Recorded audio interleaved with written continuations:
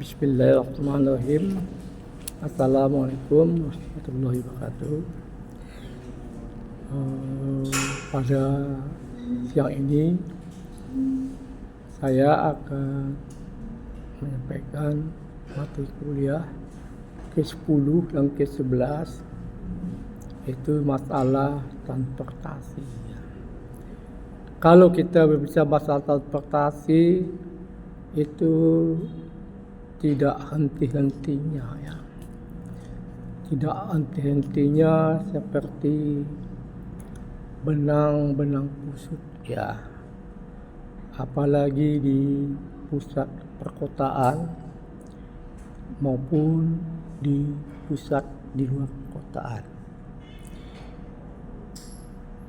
Apalagi kita ini mau akhir tahun ya. Mau akhir tahun 2024. Banyak yang kita hadapin masalah transportasi. Ini di darat, kemudian di udara, kemudian di laut. Kalau di darat, ini dua persoalan yang kita hadapi, yaitu transportasi angkutan umum ya, kemudian transportasi angkutan kereta api.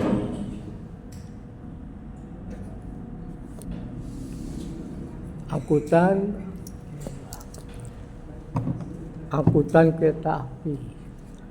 Apalagi di mau tahun ajaran baru ya, tahun 2025. Tahun 2025. Udah. Tahun 2025. Kita dihadapin persoalan. Sekarang ini kita dihadapin mau bagi umat agama yang bukan Islam. 1 minggu sudah persiapin. Mau kemana saya? Itu bagi yang bukan umat Muslim. Mereka udah siap-siap mau libur, mudik. Jadi bukan saja disebabkan oleh mudik lebaran kepada umat Islam, tapi agama lain begitu. Inilah tantangan kita selama ini. Mau min H7, ini mereka sudah siap bagi yang agama Islam, kemudian non-Islam. Ini kita hadapi.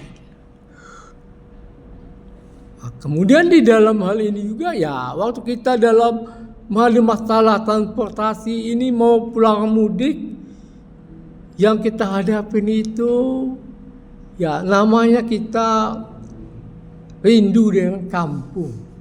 Ya. Kita rindu dengan kampung, apalagi kalau kampung kita tuh jauh ya. Sudah jauh, orang tua tinggal di kampung. Apa enggak rindu kita dengan orang tua?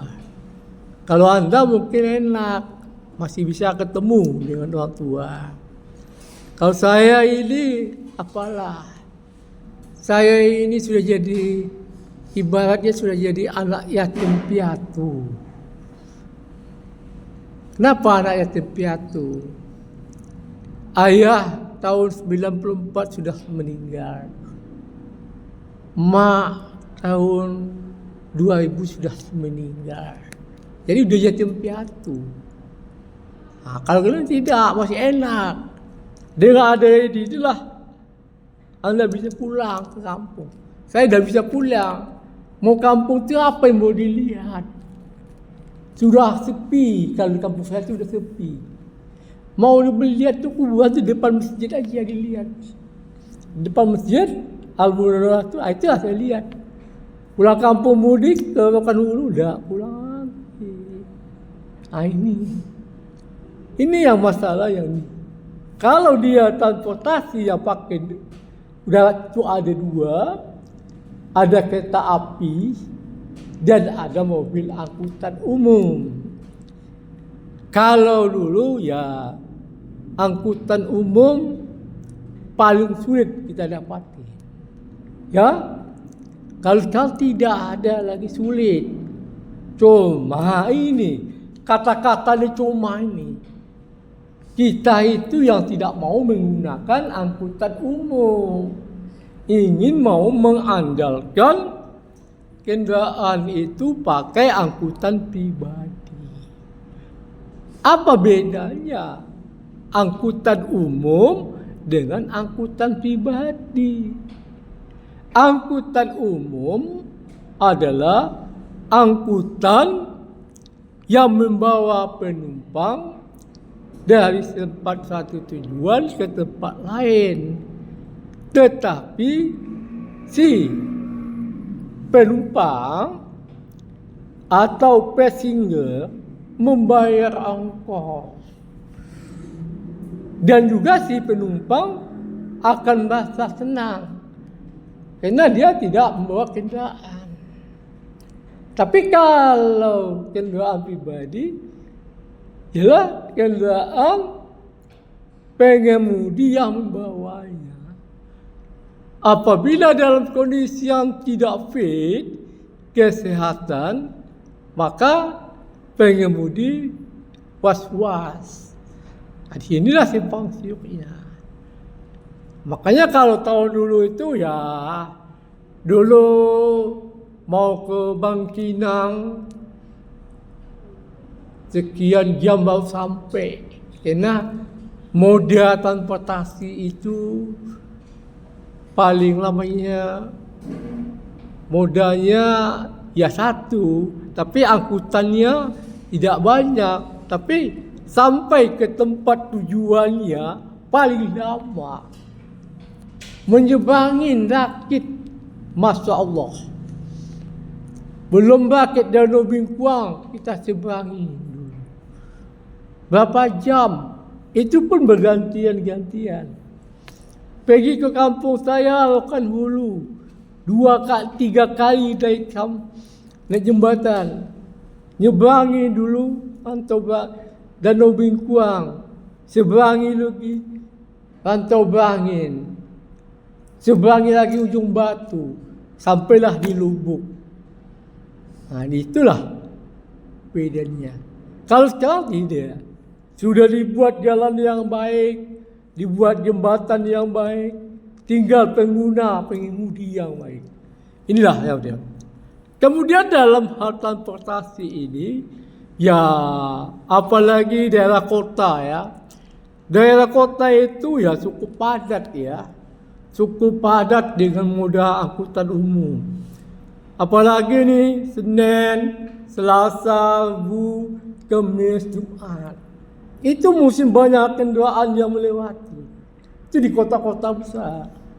Mereka ada yang membawa bus, ada boy. Mereka bermaklisai. Artinya bercampur baur antara kendaraan pribadi dengan kendaraan penumpang. Ini ada lagi tengahnya sepeda motor, diaduk lagi. Inilah tantangan-tantangan yang harus kita perhatikan. Tantangan inilah merupakan suatu tantangan manusia. Karena ini kita lewati itu ruang bebas. Ruang bebas untuk melalui moda angkutan umum. Moda angkutan umum. Ini yang mesti yang Anda ketahui. Kemudian namanya transportasi ya. Transportasi itu ya kita membutuhkan suatu kendaraan. Kendaraan mau ingin sampai ke tempat tujuan. Ya. Kita mau pergi ke tempat tujuan harus adanya moda transportasi. Moda inilah yang harus kita ketahui. Karena manusia, kalau dulu ya udah jelas, saya tahun 62 lahir, kemudian tahun 74 saya tamat SD.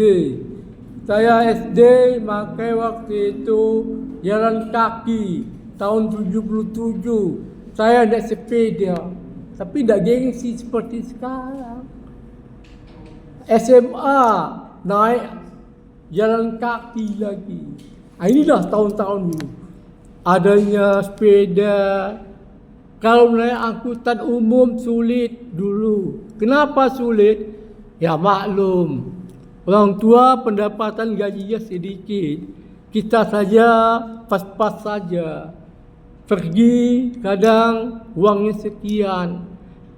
Kalau sekarang ya 100.000 cepat habis. Kalau dulu mencari uang 1.000 saja sulit. Beli es krim, beli lontong dulu, beli lontong sayur, itu bisa 25 rupiah. Kalau sekarang berapa? Sampai 15.000 sampai sekian. Nah, cobalah berapa kali lipat setiap tahun itu persoalan masalah ini. Inilah yang harus kita lakukan. Kemudian transportasi itu membawa barang yang diperlukan. Ya, setiap akhir tahun, yaitu satu, kita itu banyak cobaan ya. Cobaan itu datangnya dari Allah ya, bukan kita. Dan Allah itu tahu juga sama kita sebetulnya. Karena kita berbuat jahat, malah dibahas cobaan. Kita lihatlah nanti. Macam-macam aja akhir tahun besok. Itu cobaan yang diberikan Allah itu. Di dalam bahasa Arabnya, kalau Anda membaca Al-Quran, dengarlah bacaan ini. Bismillahirrahmanirrahim. Innama amruhu idza arada syai'an ayyakula lahu kun fayakun. Apabila Allah berkehendak, maka terjadilah. Betul ya? Gempa itu kehendak Allah. Kenapa? Saya dengar. Ada ayatnya. Longsor kehendak Allah. Tsunami kehendak Allah. Kemarin terjadi ya antara Kabupaten Kampar menuju ke Sumatera Barat. Itu kehendak Allah semua. Sekarang ini manusia. Bagaimana manusia ini? Kata Iqbal. Ini perlu karakter sikit ni. Karakter manusia ini. Kadang kita itu bisa terlupa, terlena. Karena terlena itu, ya maklum sajalah namanya manusia ya. Itulah terlena. Akhirnya sudah terjadi musibah, baru sadar. Ya Allah, beginilah. Medan kemarin habis. Pas hari dalam pilkada, banjir. Pekanbaru begitu, banjir. Tidak ada yang tidak. Jakarta habis. Bandung habis. Semua. Tidak usah lagi di situ. Luar negeri saja. Arab Saudi saja bisa banjir. Padahal itu kota suci. Bisa juga ada banjir. Innama amruhu idza arada syai'an ayyalahu kun fayakun. Bila Allah berkehendak, maka berkehendaklah. Itu jangan disengaja. Inilah yang harus kita ketahui. Kemudian di dalam hal persoalan transportasi, ya kita masalah kendaraan. Ya, kendaraan ini harusnya kita mau berangkat terlebih dahulu. Ya, harusnya yang sudah baik. Tidak ada tiba di jalan pas warnanya red in color. Tahu artinya? Oli sudah merah. Berarti waktu berangkat, kita berangkat itu bawa mobil, belum kita servis. Makanya kendaraan itu perlu diservis. Kalau mobil itu 1 sampai 5.000 kilometer. Berarti selama 5 bulan, kalau dia tidak sering keluar kota. Kalau dia sering keluar kota, ya dia harus servis. Sama juga dengan Anda punya sepeda motor. How long? 1 month if you save motorcycle. Ini dalam 1 atau 3 bulan, berapa kali ada servis kendaraan? Perlu kan? Perlu diservis. Ganti busi perlu. Ganti oli perlu. Apalagi kendaraan sekarang yang magnetik. Yang artinya kendaraan itu ya yang punya magnetiknya. Ini giginya saja sekali pasang udah lewat. Kalau tidak, inilah yang perlu kita lihat adalah masalah kendaraan. Kemudian masalah jalan. Ya, jalan kita sudah masuk kemarin, itu sangat perlu sekali. Sudah saya ceritakan kepada Anda semua, yaitu jalan kalau kita mau keluar kota, ya kita harus jalannya yang baik, aman, nyaman sampai ke tempat tujuan. Ada jalan yang cepat rusak. Ini kalau jalan yang cepat rusak, kita perlu pertanyakan kepada perencanaan jalan, kepada mobil yang melewatinya. Mobil itu ada batasan. Kalau jalannya bagus, datang 40 ton kendaraan, ya habis, hancur jalan itu, rusak. Jadi ada kapasitas. Akhirnya tonase. Kalau dia sudah ada tonase, menjadi odol, bukan menjadi dodol. Odol, over dimensi, over. Ini yang tanggung jawab kita. Jalan yang ini harus kita perhatikan. Banyak di Riau, di mana itu jalan itu cepat rusak akibatnya muatan yang berlebih. Kita belajar. Ananda belajar geometrik jalan raya. Ananda belajar perkerasan jalan raya, termasuk teknik mekanika, geologi teknik, termasuk dalam transportasi. Apabila jalan itu melebihi dari kapasitas muatan barang, maka jalan itu akan cepat rusak. Makanya ketiga instansi ini harus bisa berkomprehensif untuk melaksanakannya. Jangan mengambil wewenang satu saja. Masa ini ada di instansi terkait seperti perhubungan. Ya urusannya apa? Rambu lalu lintas, kemudian marka, kemudian sarana prasarana yang lain.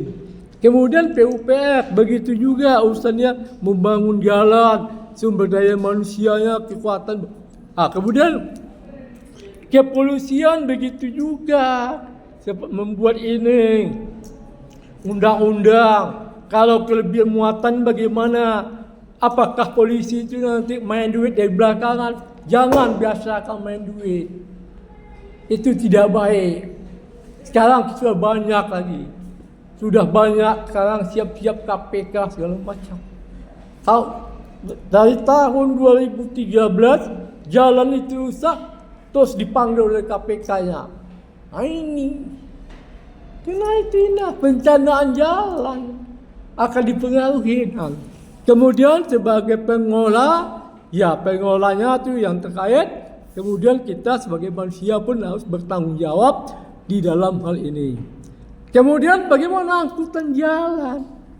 Ya ini kita sudah melihat ya angkutan jalan ya, yaitu angkutan pemindahan orang dengan barang, sama dengan transportasi. ada terminal. Saya sedih ya. Saya sedih melihat ya. Terminal itu sudah dibuat ya. Terminal sudah dibuat tetapi tidak dimanfaatkan. Cobalah Anda pergi ke terminal payung sekaki. Lihat di sana. Masya Allah. Sudah dibuat dulu ratusan miliar. Tapi sampai sekarang, Masya Allah. Seharusnya terminal itu travel harus ada di situ. Di travel enak di luar. Di rumah saya bisa saja bikin travel. Tapi jangan berizin. Tepat ke Laguna. Nanti waktu time keberangkatan jemput penumpang. Nah, inilah manusia itu kurang kesadarannya di sana. Ini yang perlu kita ketahui. Taksi, Masya Allah lagi taksi.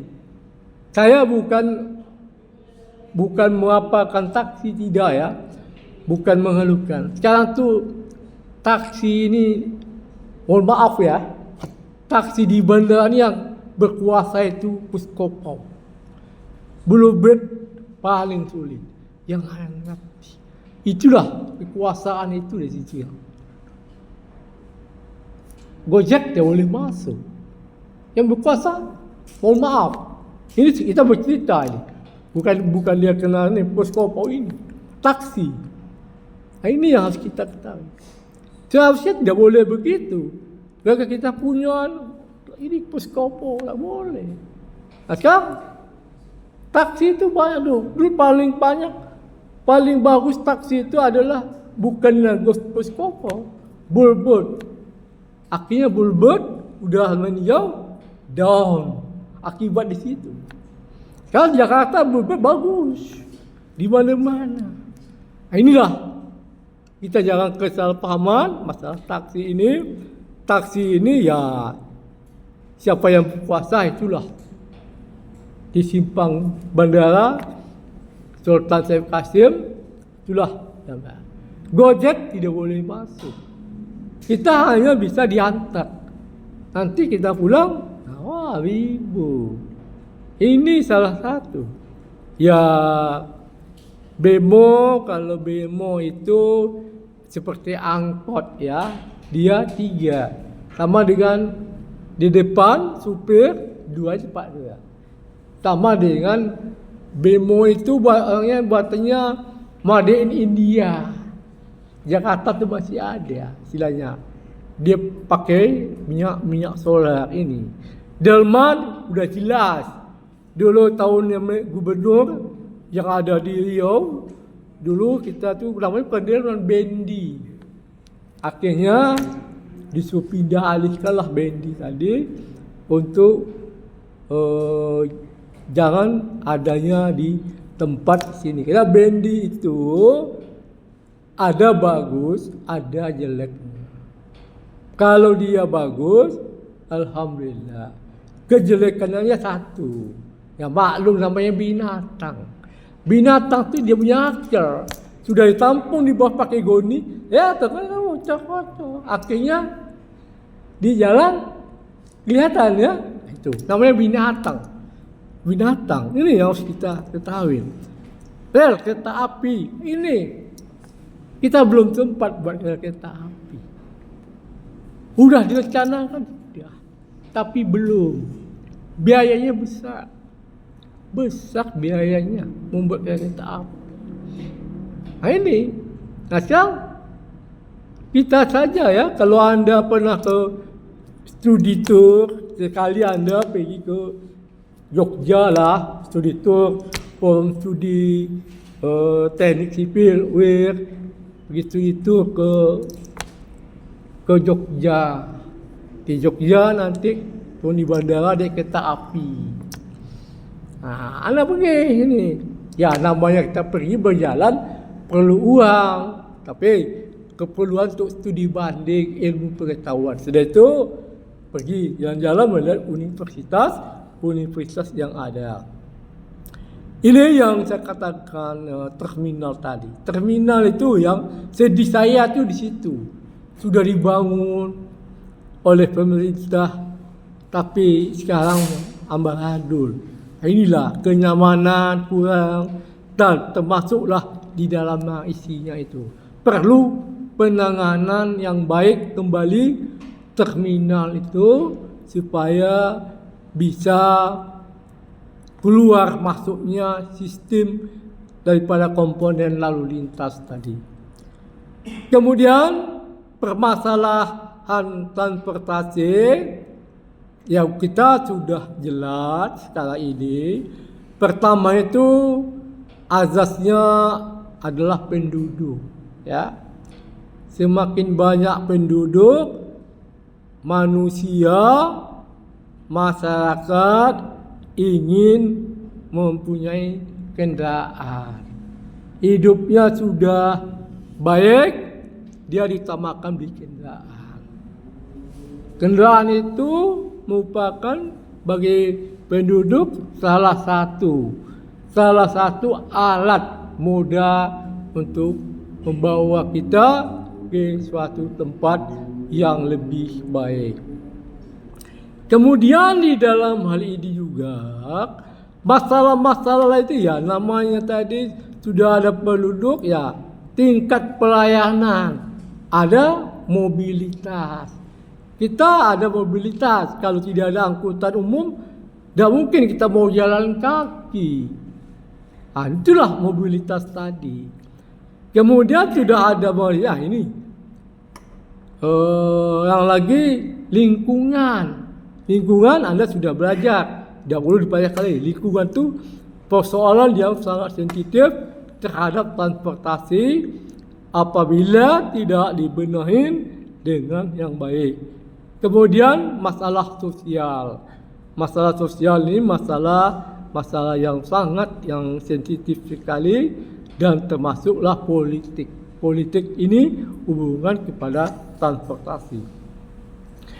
Kemudian dalam transportasi itu ya kita melihat ini gambar ini apakah betul-betul atau dibuat begitu, kita kan tidak tahu. Namanya gambar ya. Apa bisa saja begini, seperti begini di luar kota. Mungkin bisa jadi. Tapi kalau begini seperti model India, Bangladesh, ini terlalu kali ini. Ya, terlalu kali model seperti ini. Inilah yang harus kita perhatikan untuk Indonesia, khususnya luar negeri. Masalah penduduk, ya yaitu tadi meningkatnya suatu pendapatan. Kalau pendekatan kita sudah baik, maka kita ingin mau membeli sesuatu. Besok Anda merasakan. Kalau sekarang ini begini, Anda itu sekarang ini masih dibelikan kendaraan oleh orang tua. Besok kalau Anda sudah bekerja, pasti Anda tidak mau lagi. Bagaimana saya membelikan kendaraan dengan uang pribadi saya? Ini kita coba. Tapi biasanya jangan kita ngutang, ngumpul duit, ngumpul tabungan, beli yang kendaraan yang baik supaya kendaraan tadi kita menjadikan suatu kesejahteraan hidup. Tapi tidak sama. Padahal suatu dalam segi ekonomi mengatakan pokok yang sangat dibutuhkan di dunia itu adalah sandang dengan pangan, yaitu rumah. Tapi orang sekarang tidak berdebat. Yang perlu kita itu ngontak, kita dapat mobil. Inilah orang sekarang itu begitu. Kita penting ada mobil, ada kendaraan, rumah ngontrak. Itu saya tidak tahu, itu persoalan pribadi masing-masing. Kalau orang dulu tidak, mau rumah dulu. Karena rumah ini adalah kebutuhan pokok. Kalau kita tinggal, kita sudah enak. Sudah enak, tidak ada masalah apa-apa. Tapi kalau kita tidak ada perumahan, tanda pokoknya, kita sudah beli kendaraan, ya Gimana nanti kita mau hidup? Kita punya keluarga, tidak ada rumah, ya begini. Inilah adalah salah persepsi di dalam pandangan hidup di dalam rumah tadi. Kemudian masalah lingkungan, ya tidak perlu kita bicarakan. Itu masalah yang sangat antusias sekali terhadap timbulnya suatu polusi. Konsumsi energi, ini. Konsumsi energi itu ya, kita itu bagaimana masalah batu bara ini ya. Sekarang ini daerah nikel itu daerah Kalimantan itu sekarang gimana caranya memasak dengan bakar nikel ke segala macam. Hanya kita belum tahu. Kita Indonesia tahunya bagian barat, tapi Indonesia bagian timur, Indonesia bagian tengah kita dah tahu. Kita kena sedih melihatnya. Daerah sana itu begini, daerah kita begini. Nah, inilah salah satu yang perlu kita perhatikan untuk meningkatkan daripada konsumsi energi. Kemudian ya, tata guna lahan, land use. Ini salah satu persoalan yang harus kita selesaikan dengan segera. Kalau transportasinya itu bagus, tata guna lahan bagus, maka tidak akan terjadilah suatu penghalang untuk jalan. Ini yang harus kita pikirkan untuk masa depan kita. Apa yang dikatakan estetika tadi. Estetika itu tinggi rendahnya sekitar kita itu yang kita huni. Inilah yang harus Anda ketahui sama-sama dalam lingkungan transportasi. Kemudian sosial, ya sosial udah layak ya. Di kota besar, ya namanya kota besar itu kita sudah mengetahui. Kota besar itu siapa kamu, siapa saya. Tidak tahu sebelah mana. Hidup dari kereta api, tidur sana nih. Masya Allah. Rasanya kalau kita praktikkan sepertinya kayak kita yang menjadi miskin. Padahal masih banyak yang miskin. Itu hidup yang di kota-kota besar. Persoalan yang dihadapi itu adalah yang sangat adalah menghuni di tempatnya. 24 jam mereka tidak pernah tidur. 24 jam. Mereka berjualan terus dalam kehidupannya. Apalagi banyak ini ya, kita sudah berbicara masalah di kota, ini kesenjangan sosial. Kesenjangan sosial ini sudah jelas antara infrastruktur yang di kota dengan infrastruktur yang ada di perkotaan dan di perdesaan. Ini yang mesti kita tanggulangi dengan sebaik-baik mungkin.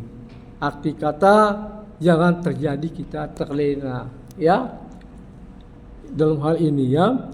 Kemudian kita tidak melukai ini.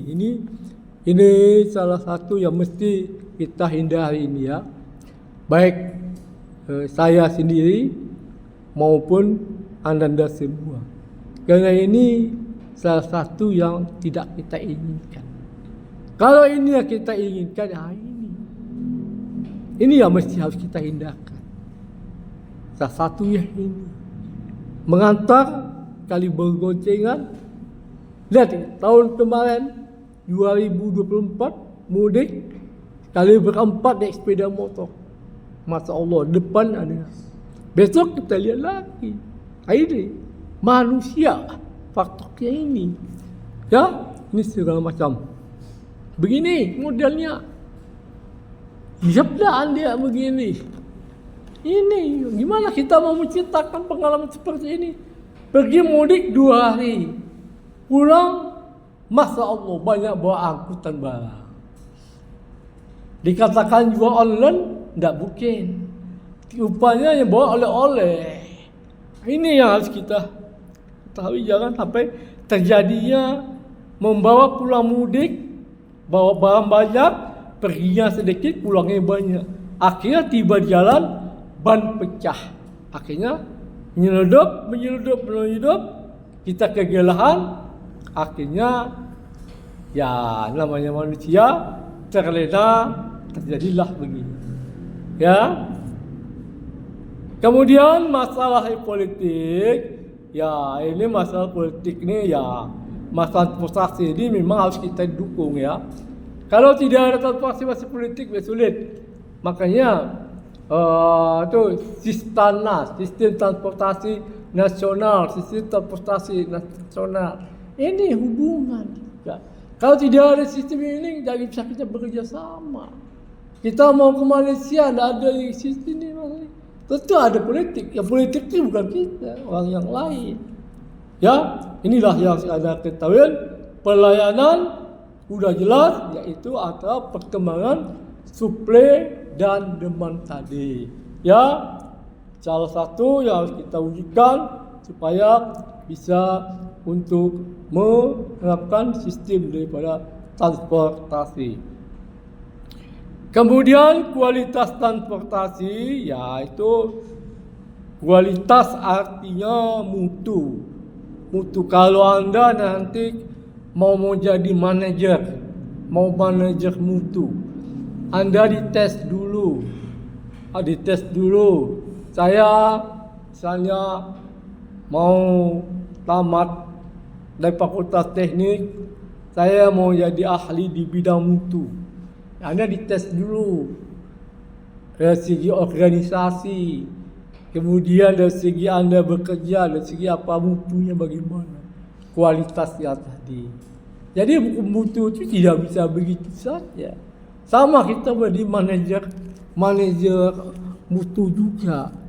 Sebelum kita mau menjadi manajer mutu, tentu kualitas barang harus kita lihat dulu. Ini dari mana softwarenya. Baru kita dapat sertifikasi seorang mutu. Kalau tidak, dia tidak bisa. Nih harus ada mutu, manajer proyek K3, manajer proyek, dan manajemen aset. Kalau mau nanti Anda tamat, Anda harus bisa mendapatkan itu. Ahli bidang itu. Sekarang itu yang dituntut oleh pemerintah. Dari surat keputusan Menteri Tenaga Kerja dan Menteri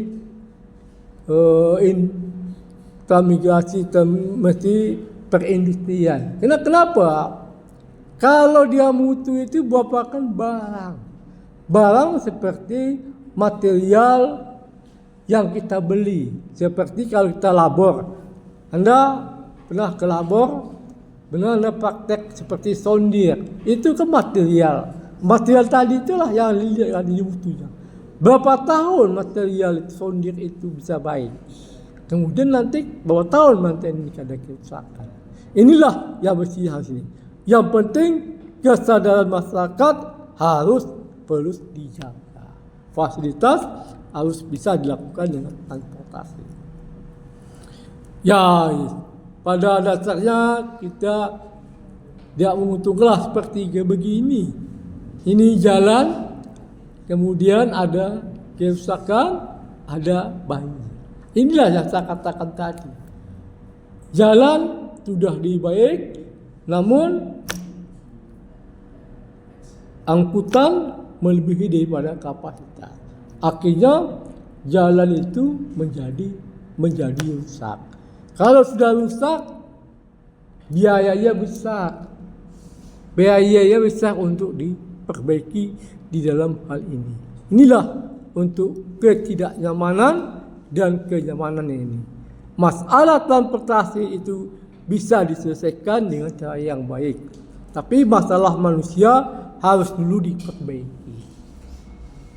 Kalau manusia sudah diperbaiki dari awal, insya Allah saja. Tidak perlu kita. Tapi kuncinya di situ. Manusianya. Manusia tadilah yang bisa untuk memperbaikinya sebagai ada. Kemudian tidak ada kerusakan, ya kita harus menanganinya dengan baik. Tuh, ya.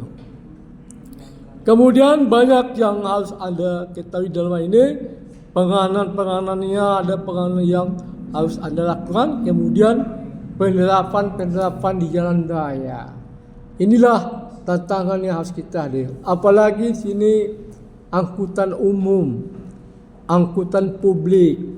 Pak, dulu ada angkot, betul, ada angkutan kota. Sekarang kok tidak ada? Karena sudah digusur. Karena dia makin lama makin digusur. Karena sudah ada angkutan umum. Kalau terlalu banyak angkot, ya akhirnya mereka itu mau seperti terminal bayangan. Kalau sudah ada terminal bayangan, ya begitulah modelnya. Tidak sesuai lagi dalam kota kita. Dulu adanya bemo itu dia buat India. Sekarang teknologi canggih, tidak pakai dengan alat, cukup pakai cas. Nanti elektronik dia lingkungan. Inilah yang mesti kita lakukan untuk penerapan supaya ramah lingkungan. Demikian mungkin permasalahan cerita saya pada kuliah pada sore ini, masalah transportasi itu, yaitu yang mesti harus kita beli. Karena masalah transportasi itu yang pernah saya katakan unsurnya ada 13 ya. Kemudian komponennya ada 5. Dengan komponennya 5 kita gabungkan dengan unsurnya 13. Mana yang paling dominan? Andalah yang akan mengetahuinya. Inilah yang bisa saya sampaikan dulu. Mudah-mudahan ada masukan, karena ada kekurangan dan ada kelebihan. Kemudian insya Allah tahun minggu depan akan kita lanjutkan kembali, dan saya sudahin. Wassalamualaikum warahmatullahi wabarakatuh.